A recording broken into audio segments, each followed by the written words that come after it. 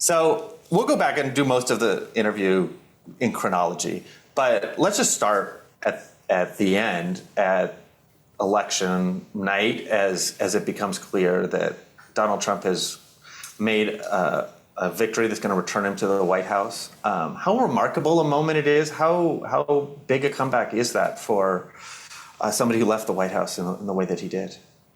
I think it's the biggest political comeback in history. You could make the case it's the biggest comeback in history, period. I mean, you think back to after January 6th and the amount of media coverage about Trump's behavior and what happened on the Capitol that day, and it was universally terrible. There wasn't even the most ardent Trump fan defending it. At most, they were silent. It was an onslaught of negative coverage, understandably. And it went on for months and months and months, to the point where he had been entirely ruled out. There was only a question about whether he might face criminal charges of some sort. But the thought of him coming back to the presidency was not even remotely a possibility. And in fact, even the thought of people around him, like family members and supporters, ever running for office seemed like a total impossibility to everyone but Trump. And that's the thing about this guy. You know, he doesn't see himself in the same terms that the rest of us see ourselves. There's a detachment from reality that serves him very well. I mean, he dreams the impossible dream, and then before you know it, it's happened, where the rest of us would look at that and say, all right, I got to find something else to do. But the same thing I think that made Trump deny that he could have possibly lost an election is the thing that made him say, of course I will be the nominee the next time if I choose to run. And then in a way, he manifested it. In a way, the power of positive thinking, which, by the way, is a hugely influential book in Trump's life and his history, actually works for the guy. And before you knew it, we wound up on November 5th, 2024, with Donald Trump winning the presidency again. You mentioned the power of positive thinking. The other thing when we do his biography that people talk about is his dad and this idea of winners and losers, which is something he talks about being a winner. I mean, how important do you think that moment, what is it like for Donald Trump at that moment when he realizes he's won, he's made this comeback, and he's headed back to the presidency? I think those are real moments of joy for Donald Trump. You know, I wouldn't describe Trump, I think, as a happy warrior, and I think he's entertained by a lot of things. I'm not sure I'd call him truly like a joyful guy. He's a serious guy. You know, he's not silly. But I think when you see him accomplish something big, like whether it's in business or marrying somebody as extraordinary as Melania, or doing something as incredible as winning the presidency, you can see that look on his face that is a little calmer, is a little bit more serene. There's a greater maturity to the look, where I think it is true joy and appreciation for what this crazy life has brought to him, what he's made it bring to him. Let's go back to when a lot of us first come across him as a politician in 2015 and 2016. There's a lot of moments along the way where it seems like he would be out, starting with, comments about John McCain, his interaction with you. There's a lot of places where it seems like he would be done. What is it when you look back at him as a politician in those years? Was it that allowed him to overcome everybody saying there's no way, laughing at him, that he's going to get this nomination or win? Well, I think many of us looked at his comments as controversial or unacceptable or offensive.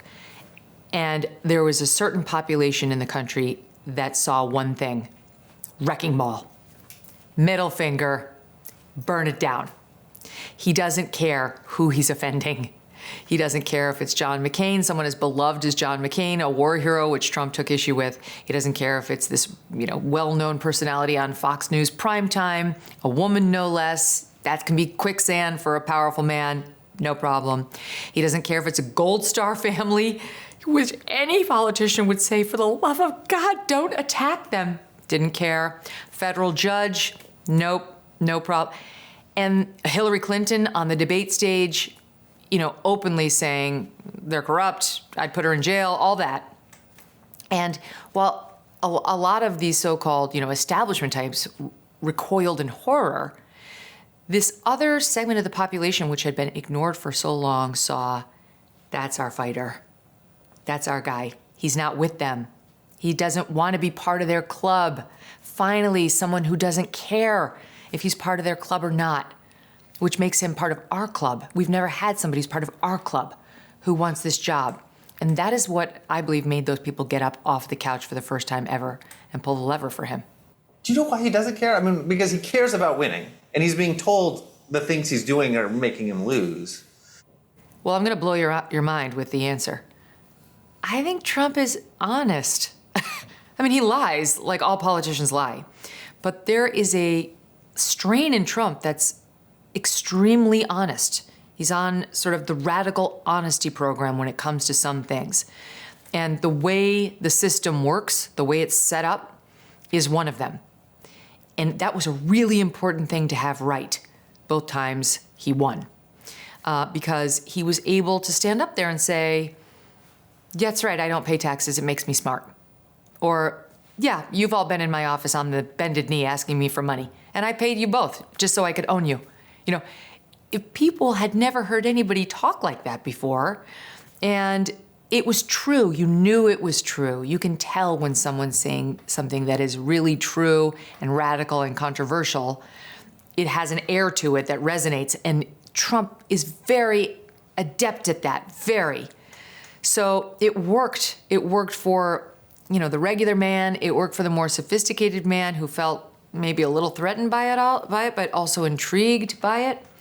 And I think, with now almost 10 years of Trump in the public sphere, we can all see it so much more clearly, right? Like what he was doing and how it wasn't an act and it wasn't a tactic. It's who he is. It's the guy right now who tried to put Matt Gaetz in charge of the DOJ. It's the guy who tried to put Pete Hegseth in charge of DOD. The guy who's putting Tulsi as a DNI. The guy who's putting RFKJ as head of HHS. Wrecking ball, middle finger, burn it down. I'm anti your fancy elite establishment circles. I mean, and the biggest comeback that seemed like he was gone was the Access Hollywood moment. Did you think he was down in that moment? And what do you ascribe to his comeback from that? 100%. I thought it was over for Trump. I didn't think he was going to withdraw after Access Hollywood, but I certainly thought he had no chance of winning. And that was unlike anything we'd ever seen before. That's sort of a tape with that kind of language. And it was the only time Trump apologized. He did that sort of self-flagellation tape where he called it locker room talk, but it was an extraordinary moment. And I remember Bill Bennett, former education secretary under Reagan and a Fox News contributor, came on my show that night, and he'd been a big Trump defender. And he was so forlorn, saying, it's just such a shame. What a shame. It was like looking so good for him. And I trusted Bill, and I thought, yeah, he's right. He's calling it. He's got years of experience. And then Trump the fighter. That's really, if you're going to make a movie about Donald Trump, it should be called The Fighter. Trump the fighter got back up and said, no, I will not let you keep me down here.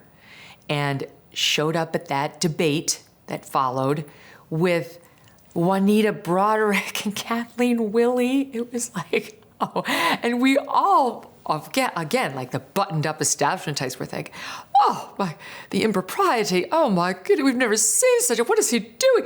Oh my God, it's working.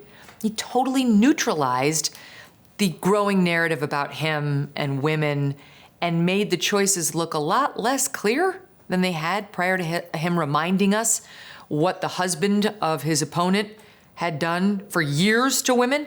Very effective technique and part of Trump's just unwillingness to stay down. That's interesting because you've added to it now the power pause thing, but also the fighter is part of how he does the comeback, and I guess that's something you can see throughout his life. Well, there's no better example than what happened in July of 2024, right? The first assassination attempt. What did he say? What did he say with the fist up? It's no accident, if you've been watching Trump, that the first thing that came to mind was him telling his supporters to fight. That wasn't an act. It wasn't an affectation. That is who he is in his core. And Trump looked angry in that moment. And sometimes when you're angry, your truest feeling will come out.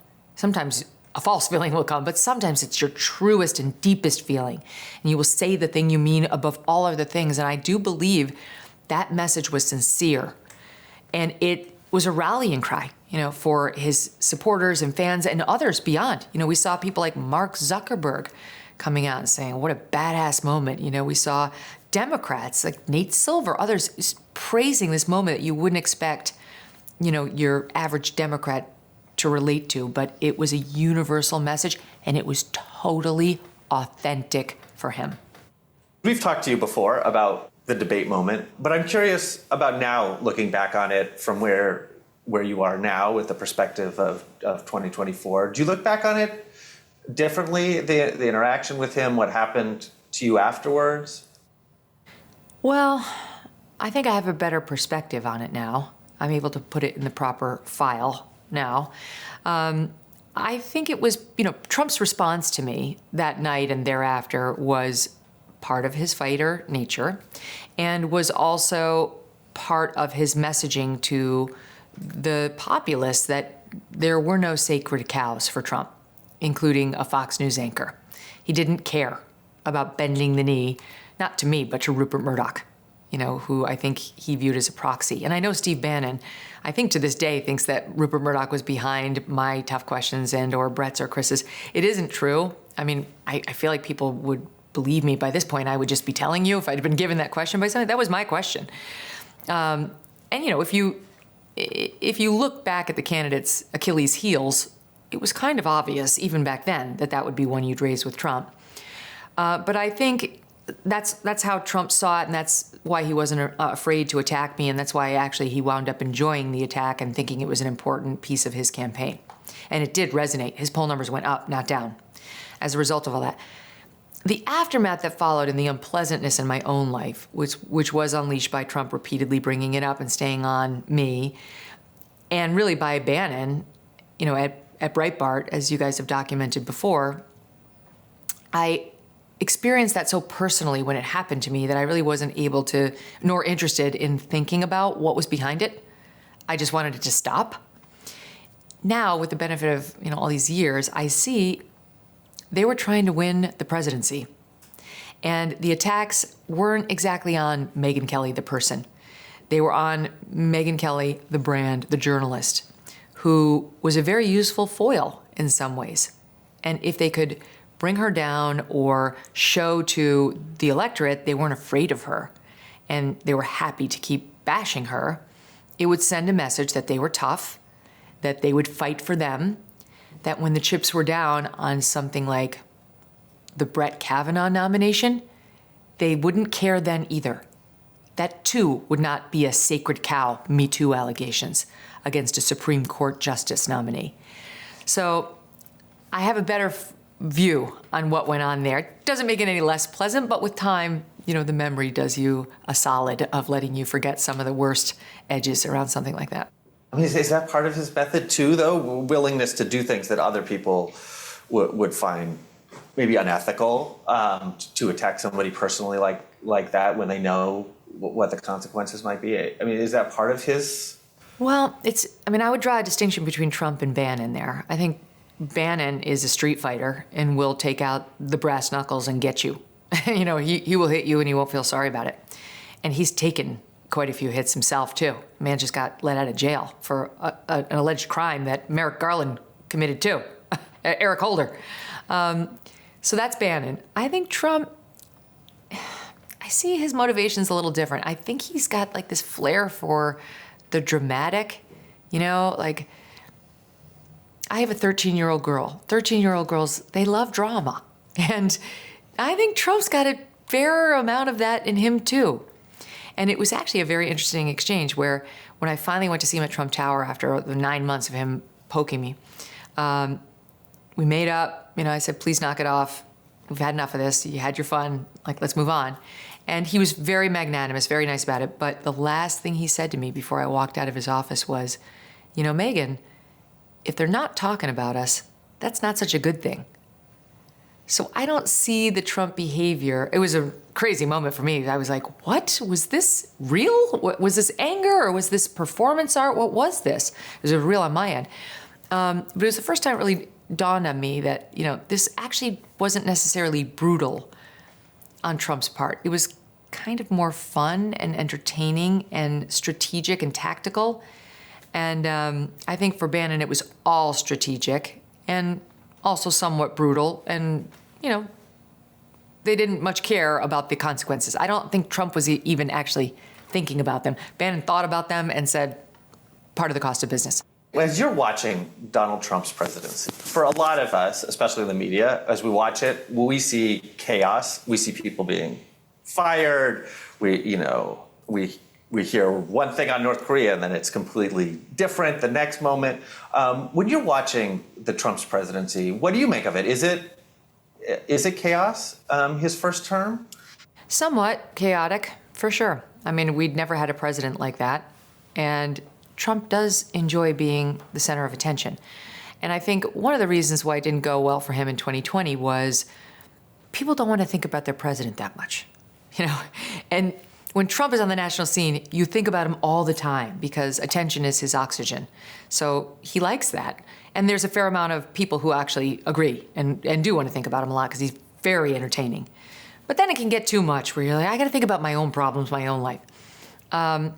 So I think that was a piece of the Trump presidency. He enjoyed being covered nonstop. The media was 100% codependent with him on his need for attention. And he was a ratings reviver. He was a CPR resuscitation machine for cable news and a dwindling broadcast audience as well. So you can see why it worked the way it did. And Trump had never been in government before. So he didn't really understand how the systems worked. It's part of the reason that he was elected. So that caused some chaos as well.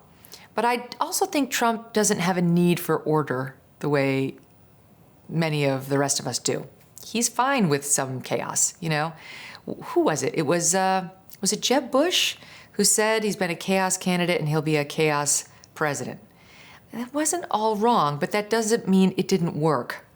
It doesn't mean the country didn't do well. You just had to kind of accept that there was going to be a fair amount of drama attached to the office.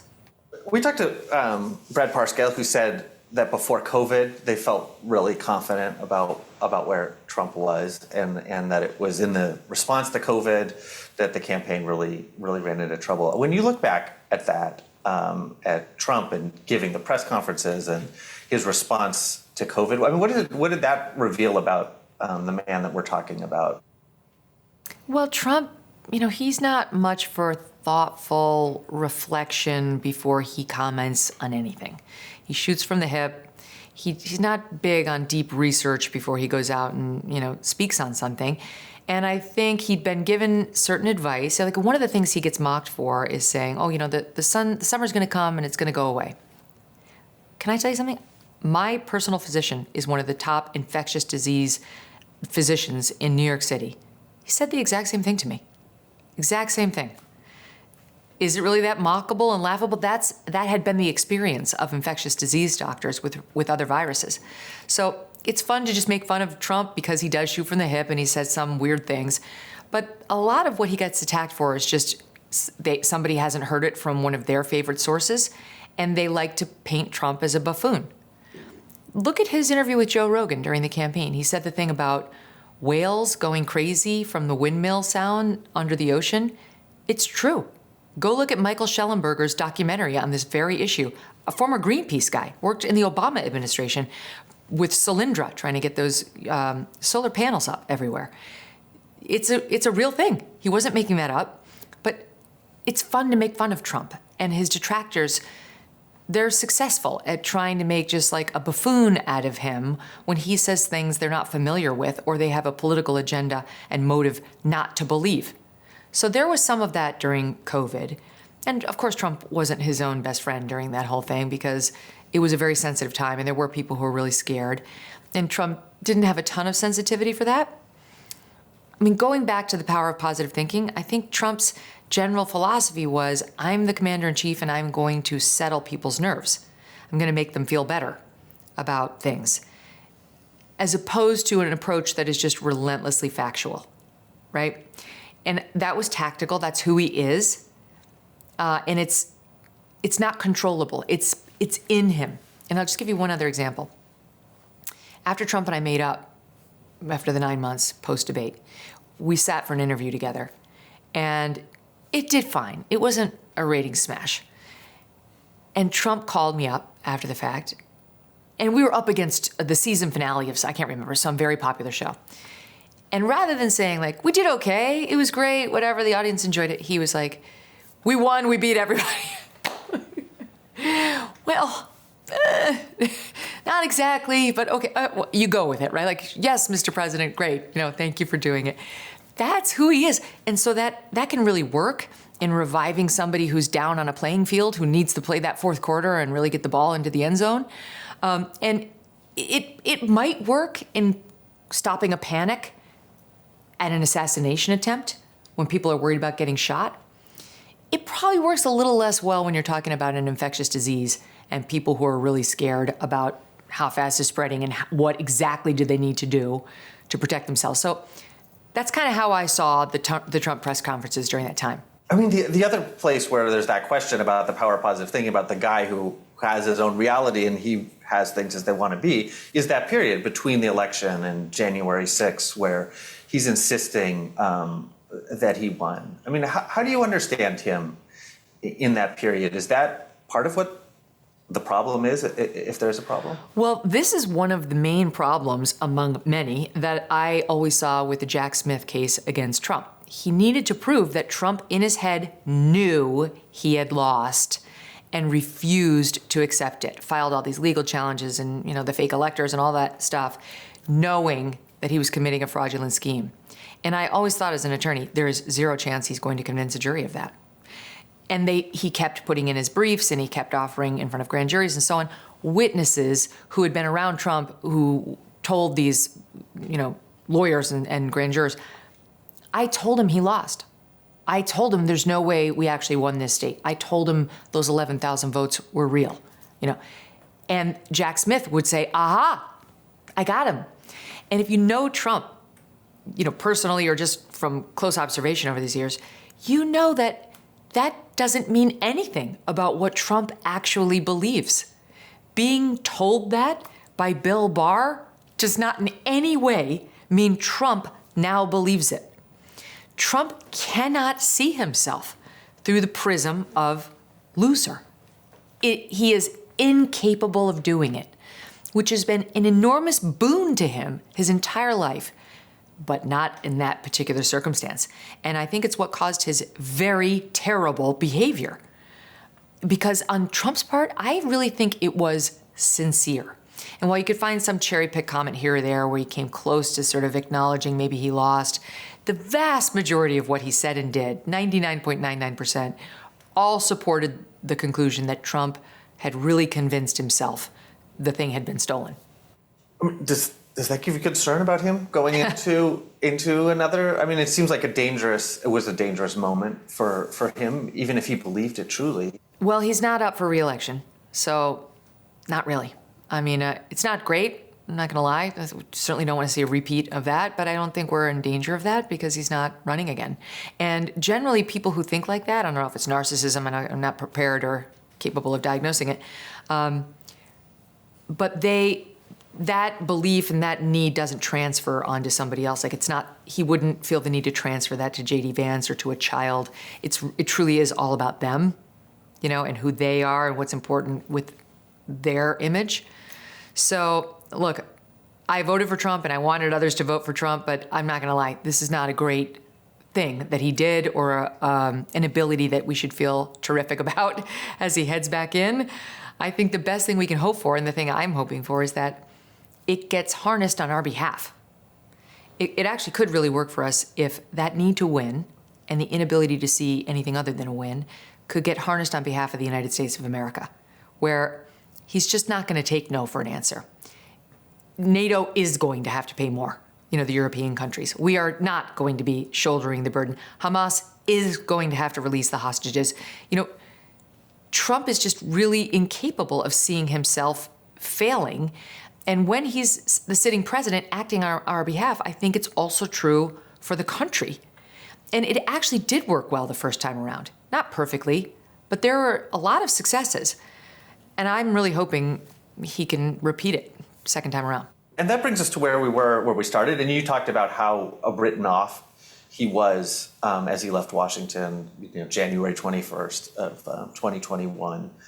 And you've hinted in your last answer about my next question, which is how, from his personal perspective, is everybody sees him as an exile, as somebody whose political career is over. How does Donald Trump, the man, respond in that moment when he's in Mar-a-Lago? I don't think Trump saw it that way at all. I do not think Trump thought, I'm an exile and I'm the scourge of the nation that I was just president of, weeks earlier. I think Trump saw the people who love him and said, that's the majority. I am beloved, except for the haters and losers who are out there saying they're typically nasty things about me. And I think that ability to deny what was, in fact, reality at that point, that his approval rating was like 30-something, is what allowed him to get back up. I don't know if Trump had seen exactly how devastated people felt in the country after that, whether he could have done it, right? It's that sort of ability to be a little self-delusional works for Trump. And it's the reason he's now the president-elect. We've talked to some people close to the campaign, and as you know, there were other people running for the nomination, and some of them have pointed to the moment where things changed as the raid of Mar-a-Lago. Can you tell me what you saw when you heard that news, and looking back on it, whether that might have been a turning point for him? Yeah, I think it was. The lawfare in general was the biggest turning point. The lawfare was a catastrophic mistake by the Democrats. I mean, say what lawfare is for trying to criminalize a political battle, trying to go after one's political opponent with criminal charges, and on top of that, civil cases that could ruin a man. Trying to put him in jail was a bridge too far. I know that there are going to be a lot of left-leaning Democrats who hate Trump watching this saying, but rule of law, but no one's above the law. And I am here to tell you, even if that's true, and I don't happen to agree that he broke the law at all, but even if it's true, the electorate rejected it out of hand as too much. It made the Democrats look radical. It made the Democrats look like they were the ones who were anti-democratic. It undermined their core argument against Trump on January 6th. They shot themselves in the foot. And so as the cases started rolling on, the anger on the right and the middle, which is where most of my audience is, grew. And I saw it in my emails, in my comments, in the feedback I got from my audience live on SiriusXM and elsewhere. And the raid kicked it all off. The raid caused people to feel genuinely rageful. We had never seen such a thing. The FBI raided the home of a former president. The FBI staged a photo op in which they placed the documents just so and took photos and then released those photos. As Merrick Garland was up there trying to tell us nothing had been manipulated and we could totally trust them, that this was not politicized. We didn't believe him. We still don't believe him. I'm still angry about it as somebody who is a lawyer and practiced law for 10 years. It was a before and after moment that we now cannot get back. Now we've crossed the Rubicon and anything's possible. And if Adam Schiff or Hillary Clinton or Joe Biden winds up facing criminal charges under a Trump administration, I can tell you there are very few Republican voters who will feel sorry for them. They brought it upon themselves. We had never done this before. Hillary Clinton, everyone chanted lock her up in the Republican Party. Trump smiled and waved along with the crowd while they did it. Did he do it? No, as soon as he was elected, he said, no, I'm not doing that. That was rhetoric. in the wake of the campaign and during the campaign. Only Joe Biden, only Merrick Garland, and the Democrats, from Fani Willis up to Alvin Bragg and others, thought this was an okay line to cross in the United States of America. We made it almost 250 years without doing this to a president. And let me tell you, it wasn't because no president had ever come close to the legal line. We understood as a nation, we didn't want to start turning ourselves into a banana republic. And I don't know where this goes from here, but whatever happens, it's their fault. So in our story of the comeback, these cases, all of these cases, which you've talked about, the civil cases, the criminal cases, are brought against him. Is it him seizing it and standing on the courtroom steps, or is he, ironically, lucky as far as his political comeback goes to be in this situation? I think it was another situation in which, yes, Trump got lucky in having just the worst enemies, who just behave so badly and they don't know how to read the country at all. I mean, it's amazing to me how they continue doing it. If I were Chuck Schumer, if I were Hakeem Jeffries, I would make it a point every night to watch something other than left-wing media. Just bring it into your repertoire. You don't have to eliminate your left-wing sources, but just get a little right-wing ecosystem news in there so you understand the other half of the country, so you don't make catastrophic mistakes like this. So you understand this is going to hurt me more than it's going to help me, and it's certainly going to hurt the country. So Trump got lucky in having dumb opponents who didn't know how to read the country, but he also handled it right on brand. The mugshot and leaning in rather than being ashamed of it, immediately putting it out on mugs and T-shirts and making it almost cool, right? Like, kind of became cool to have the Trump mugshot on your T-shirt. He leaned in. And yes, every day during the Alvin Bragg trial in New York, coming out and saying what he wanted to say. And then when he got gagged, bringing surrogate after surrogate there to say what Trump wanted said. It just, again, middle finger, wrecking ball, not part of them, part of us. He'll tear it down, the things that aren't working for me. And that group, by the way, has now grown. That group, like, tear it down, the system doesn't work for me, is now no longer the more working class voters who have been left behind by industrialization and so on. Now it's young people under the age of 30 who can't get a mortgage or a house or a job that allows them to take a couple of weeks off and a nice vacation, or feel like they can get married and have a kid because they can't pay the bills because inflation's so high and they can't go to the grocery store anymore. All that, the group was growing. So Trump's defiance, his fighter nature, and his willingness to stare what the rest of us would consider extreme embarrassment in the face and say, I'm fine, let's go, was an inspiration. And by the time we get to the summer, it seems like they're pretty confident about where they are against Joe Biden.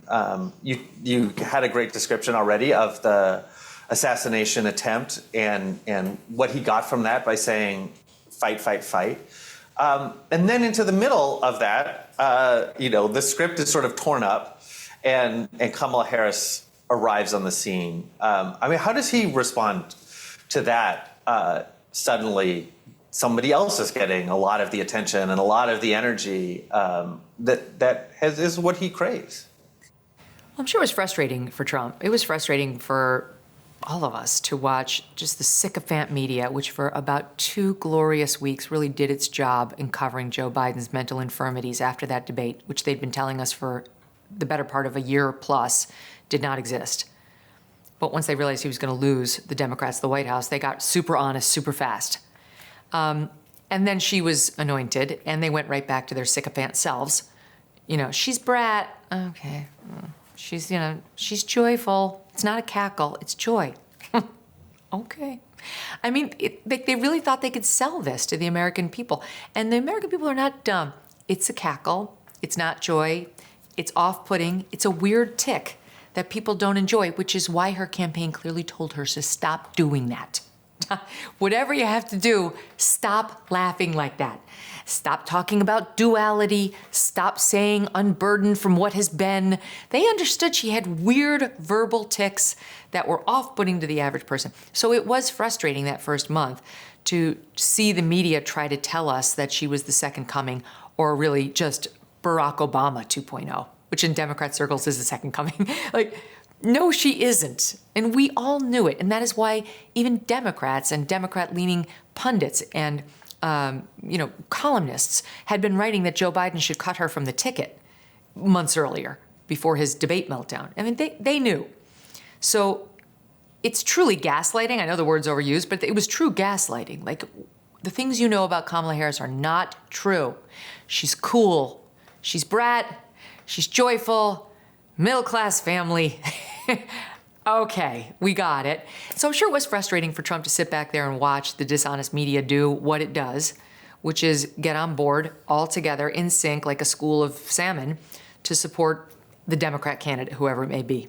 I mean, and the portrayal of Trump's response is also pretty harsh in the whole period going up to the election of, his comments about race, his general approach, is he swaying on the stage? There's a lot of things over that fall where the portrayal is the campaign is in chaos, or in crisis. How does he respond to that? I mean, Trump, I thought, was very disciplined this time around. He was way more disciplined than he was the first time around and in 2020. So most of the time he was on message. I think that's a credit to Susie Wiles, who is like straight as they come and kept him pretty much on the straight and narrow. The controversies that came late in 2024 on the campaign trail were mostly of the people around Trump, at Madison Square Garden, et cetera, but it wasn't Trump himself. I think there was a lot of goodwill around Trump after he almost got killed twice.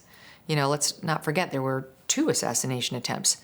And after the first, there was a lot of talk about how we really shouldn't say all the false things about Trump. It kind of could endanger the man. And after the second, which was too close to Election Day, all that was still out the window, and we were back to Hitler, Hitler, Hitler, fascist, fascist, fascist, which had the same effect as the raids. It angered a large section of his base. And then there were those of us who had been more political for years who were like, okay, sure, he's Goebbels. Right. Anywho, I mean, it just completely eliminated the power of those names and words. So anyway, I think he did fine. He was more disciplined. There was some controversy. It, in general, wasn't created by him. I mean, was there power, too, in the criminal charges and the claim he's a fascist? And he says, I am going to basically get revenge on your behalf. They're coming after me because they want to get to you. I mean, what is that part of that message that he has? Does that resonate with voters? Is that part of what wins in the election? Very much so, because that's not just made up. It's not just, I know Democrats will roll their eyes at that comment. Like, no, they're coming after you because you behave badly. But you have to understand the experience that Republican voters and right-of-center voters have been having over the 4 years of Joe Biden. They don't want to see journalists arrested in FBI raids at 5 a.m. in their underwear because they were trying to get their hands on stolen merchandise, Ashley Biden's diary. Hello, it's totally legal for a journalist to get stolen goods. The only thing that's illegal is if you orchestrate the theft. And the left understood this perfectly well when it was Sarah Palin's emails that had been hacked. The New York Times published them all. They didn't do the hacking. They received the goods. Let's do this then. They don't want to see journalists like Matt Taibbi suddenly get audited by the IRS when he's speaking out against government censorship. They don't want to live in a censorship regime where they say, I think COVID probably began in a lab as a result of an accident. And before you know it, their Facebook account has been shut down. It had been too much. It's 4 years of a growing authoritarian approach to government in the land of the free. And so when Trump says that, like, I'll get them, they are going to come after you, and I'm standing in the way, we believe him. Because it's personal for him. It's personal for all of us. I mean, all of my mom friends in New York City are leftists. And bit by bit, person by person. I mean, 3 of the most ardent Biden supporters who canvassed for Biden 4 years ago have now been red-pilled. They are to the right of me. I mean, they got the hats on. They have been totally red-pilled by the government overreaches around COVID and the trans issue. It's not all about Trump. You know, I know the media and many on the left see everything through the prism of Trump. But a lot of what's happening right now that helps Trump is the cause of Democrats, including Joe Biden and the policies we've been living with for 4 years now. And they see Trump as the antidote to these problems. So you interviewed him in the fall of this year. Fall of 23. Of 23? Yeah, a year ago. A year ago. And was that your only interaction with him after he left office, or had you seen him at all? I had seen him just prior to that in July of 23 at a Turning Point event down in Florida, where it was just a glad hand. You know, we said hello. It was fine. It was cordial, and I asked him then for the interview, and he said he would do it. And when you interviewed him, what was he like at that point? Any different? Well, different from when I had seen him in July, because now, you know, the nature of what we do is adversarial. So I could really like you, and I could be in your corner, and I could be preparing to vote for you. But if you're a politician and you sit across from me, I'm sorry, but I'm going to have to ask you some tough questions because it's my job. Hello, the more in the media should do that. Anyway, sorry. So it got a little awkward because I gave him a couple of gimmies in the beginning, like Biden's too old, right? Yeah, he's too old. We did that. And as any good interview had an arc, you know, there was a crescendo and a decrescendo, and the crescendo was about the lawfare. And I gave him a couple, you know, like some of it is obvious BS, but the one area in which even I did not think it was BS was once Trump got that subpoena to return those documents down in Mar-a-Lago, he needed to return the documents. That's just the way the law works. And if you go back and look at that interview, I had him on that. I had him. And it was the one time he got out of Dodge and said he wasn't going to answer. So that was kind of fun, you know, just as a journalist. Well, he didn't appreciate it. And it was a little tense after that. You could see in the interview he started to get a little bit more insulting, you know, as he'll sometimes do in an interview. And when it was over, he told me MAGA was not going to like the interview. And, you know, I kind of shrugged my shoulders and said, so be it. You know, thank you for sitting with me, Mr. President. And we did okay. He kind of held his fire for a couple days and maybe even a couple of weeks. And then I did an interview with Glenn Beck in which Glenn asked me whether President Trump was losing anything mentally. And I said he's great. He's doing fine. But there's no question he's lost a little off his fastball from 2016. And then he let me have it. It's fine. I mean, you could argue I deserved it, and that's fine. We're in the arena. I can take it. By that point, you knew who Trump was, and that he's going to fight back. Of course. The other thing that's interesting, I mean, your career, you guys meet on Fox News. He's sort of famous back in 2015 for using cable news and calling in and using it as a way to get attention. And by the time you get to 2023, 2024, he's apparently realized podcasts are a way to reach people. You've moved into a different medium. How does he, as this former reality TV star, as a guy in his 70s, recognize the changing media environment and use that? Well, I mean, I think Trump for sure is a media genius, but I don't know about new media genius. I mean, this is a younger man's game. But what we read in the papers is that Barron Trump and J.D. Vance and some others around his inner circle were the ones telling him, you got to do these podcasts. The ones that he did late in the campaign, I mean, the ones that were more appealing to young male voters. And they were 100% right. That is where you go to find young male viewers/voters. So I think that may have come, very close to home for Trump. But yeah, to your point, even back in 23, he sat with me for a lengthy podcast and he knew what my numbers were. Somebody had told him, so he cared enough to ask. And, he likes exposure. And you do reach a totally different audience on podcast. I remember Ben Shapiro once telling me that when he walks down the street, if he gets stopped by somebody who's over 65, he knows they know him from Fox News. And anybody under 65 could be Fox, but more than likely, the younger you get, it's podcast. Even though now it's changed. I mean, I have a lot of older viewers who consume the podcast and the YouTube in particular. Anyway, Trump was smart because it's a different audience. Cable news is almost entirely seniors. And so if you want to cast a wider net, you should do podcasting and YouTube because it's a totally different collection. Did you think it was a mistake at the time for him to reach out so specifically to young men? And do you still feel the same way? No, I thought it was a great move. I thought it was a brilliant decision. He went where his voters were. He went where he could develop new voters.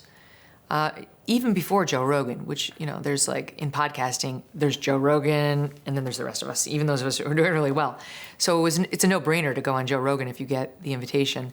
But the other ones he was doing, like his Sean Ryan interview, his Theo Vaughn, it was hilarious.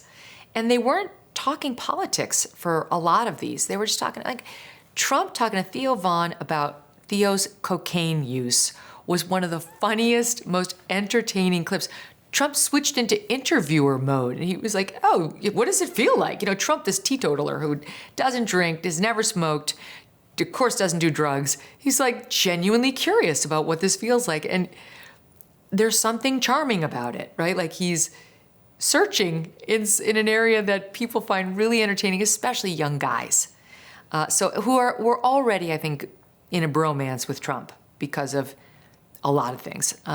His toughness, his ability to fight, his willingness to, but also Trump is and represents a backlash to the messaging around men and what a man is and should be in a really profound way. These young guys, including my friends, young Democrat sons, young liberal sons in New York City, red-pilled too. Why? Because they do not want to go to another Women's Month celebration, Pride Month celebration, Trans Month celebration, and self-flagellation every morning before class about how bad America is and how bad white men are. They're done. And so Trump, back to the middle finger, is their guy. Trump is unapologetically masculine.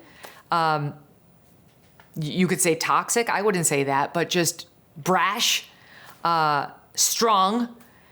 And, he's got the tie, the suit coat. He's not wearing like the pants that are too short that show your naked ankles. He doesn't have a man bun. He's not on a scooter. He's not eating kale. To the contrary, he's eating only McDonald's and chocolate and Diet Cokes. There's something old school American male about him that I think really resonated with these young men. They just needed to get to know him a little bit better outside of the media filter that was so negative about him. And once they saw him with guys like the ones I mentioned, I think the bromance flourished. It blossomed. I mean, this goes back to the question, too, the other side of it, to the question you asked him in the debate. Were you worried about alienating women, about that part of the campaign, about the things, from Madison Square Garden? I thought Madison Square Garden was too brotastic, and I said so the next day on my show. It was just too much. It was like guy after guy after guy after guy making really crude, negative comments. And I'm not a Kamala Harris fan, but about her personally that were offensive and just some really graphic terms. And it was too much. It wasn't really even about that comedian for me. I mean, I'm Irish, so I'm unoffendable. But just abrasive. It was abrasive, and I just thought this is a mistake because I know they're not winning the female vote, but why be intentionally alienating to it? It would be great if you could peel off some of those women. So yeah, there was a little risk around that. I thought it was too much at one time that at a point in the campaign that was important and that had a lot of visibility. But in general, I know a lot of Republican women. A lot of Republican women.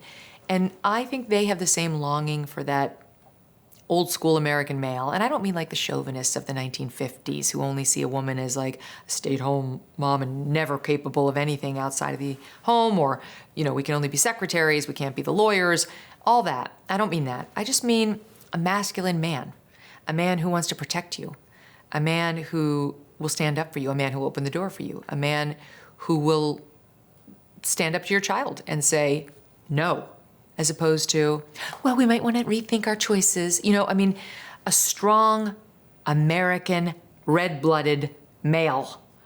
I think there are a lot of young women and old who still find that very desirable. And when you see it, especially as a young woman who's on college campuses these days, I've talked to a lot of them, that you see it, it's like, oh, what is this thing? It's like the Marlboro Man of today. And Trump benefited from that. You go out at the very end of the campaign and express your support for him. Do you reach out to them? Do they reach out to you? Was that a hard decision? They reached out to me, and it was a little hard. Not because I wasn't supporting Trump, I had already said so on my show, but because it was a line cross that I had never done as a journalist. And it was just sort of the culmination of my new career, where I am still a journalist, but I'm also a pundit now and a podcaster who offers her opinion a lot more than certainly I ever did when I was just a straight journalist or even on the prime time of Fox. But I had been edging on it for quite some time, telling people who I was going to vote for, that I had never done that either. And the thing that made me do that was Biden's changes to Title IX and what a disgrace they were to women's rights and to the due process rights of young men on college campuses. And it was that day that I said openly, I'm voting for Donald Trump.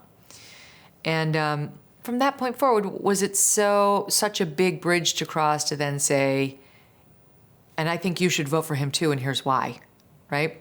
So I talked about it with my husband quite a bit, like, should I do this? What do you think? And I just kind of realized I'm in my own lane now.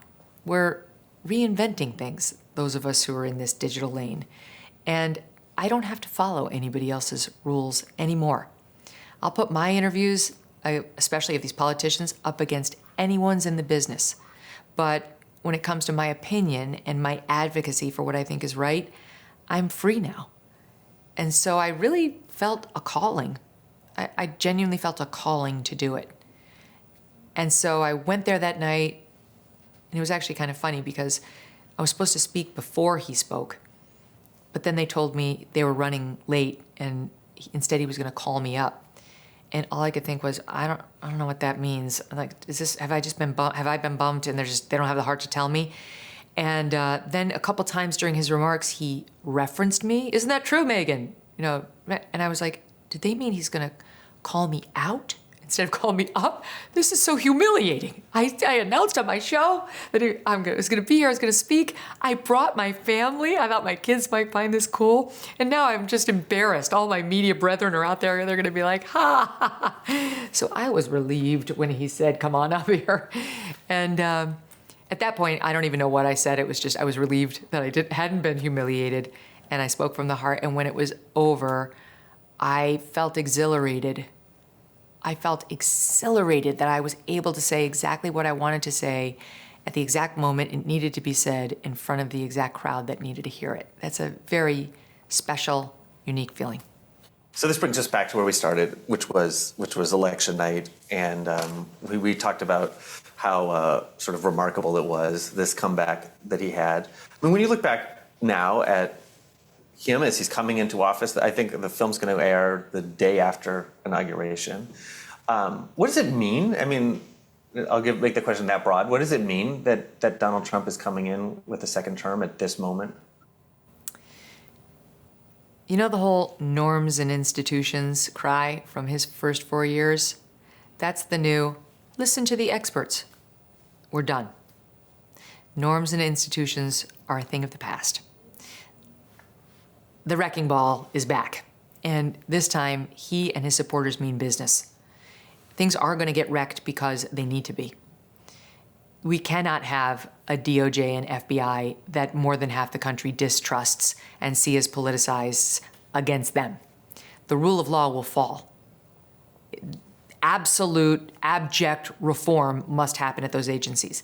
Putting Bobby Kennedy atop HHS is the greatest middle finger in American politics. It's so beautiful. Putting Jay Bhattacharya at the head of NIH, who they censored, who this isn't speculation. Francis Collins and Anthony Fauci openly emailed to each other. We know it from the House report and the release of the emails, said, we've got to get him. We've got to tell people that he's a fringe doctor, offering fringe opinions when he said, maybe we should do focused protection, keeping like the elderly and most vulnerable out of the public sphere, but let the kids go to school and the young, robust adults be out in public. That's what Jay Bhattacharya's sin was, Stanford professor, Martin Kulldorff.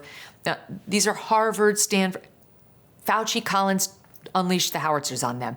And now putting him in charge of the organization that did that, all of this is, we're done.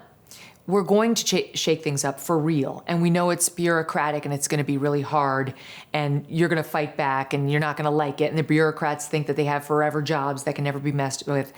Guess again, at least this time, we're going to go down fighting. We're going to go down swinging. The fighter will be saying, fight. He's going to put Elon and Vivek in there to try to find, yes, waste, fraud, and abuse, but also just government bulk that doesn't need to be there. People who are paying their salaries off of our tax dollars and doing nothing. They just want to feel important in Washington, D.C. Why are we funding them? Why are we sending billions upon billions to Ukraine at this point when we know what's happened over there? It's sad, but the war is lost. We've got to cut the losses and stop the bleeding, and that money needs to stay here domestically. That's why Tulsi's there. That's why someone like a Hegseth is going to be there. That's why Trump is there. That's why JD is there. Things are going to change, and I think they're going to change a lot. And I think in a year into Trump's presidency, he's going to have high approval ratings, and he's going to have won over, not the left, who can't stand him, and they can't see him clearly, but those middle-of-the-road voters who just thought, I don't like his behavior. He seems like he doesn't have the character of a man I want in the presidency. Those people are going to say, you know what? Real change came, and I like it. So my last question. On this life journey, because we'll have traced him over his life, I mean, why is that different? Why is he different now than he was in the first term? What is it about Donald Trump, the president, that's different this time? Well, I don't think we're getting Mr. Rogers, so prepare yourself. It's not like he's had some bump on the head and emerged to somebody super kind and gentle. That's not Trump. But I do think, having spent a fair amount of time with him over the past year here and there, I do think he is a little more reflective. I think he's a little wiser. I think he would love for him to create a legacy for himself that is a bit more, seen as a bit more benevolent and unifying even, and beloved. He would love it if he could do that. And let's not forget, this is another bone for the Democrats to chew on who are feeling blue about his win. Trump's basically a Democrat. I mean, he lived his life as a Democrat. One of my questions for him at those early debates in 2015 was, when did you become a Republican? And then he governed as a moderate. His rhetoric is not moderate, but his policies are. The thing that really scares the left is abortion. What's going to happen? Okay, he's not going to do anything on abortion. There will be no federal abortion ban. There will be no federal abortion ban, period. He will govern as a moderate, and he will do things like he did in the first term, like this Anti-Sex Trafficking Act and possibly criminal justice reform and tax policies that lead to the greatest surge in minority job growth and real income than we've seen in decades.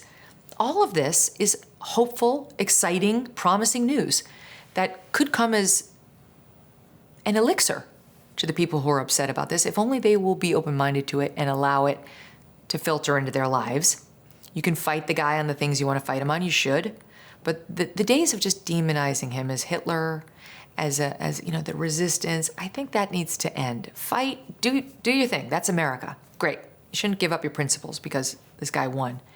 But just stop with the over-the-top rhetoric, the lawfare, the extraordinary measures, the impeachments, to try to take down the duly elected president. Because I think Trump comes to this open and willing to please even his enemies.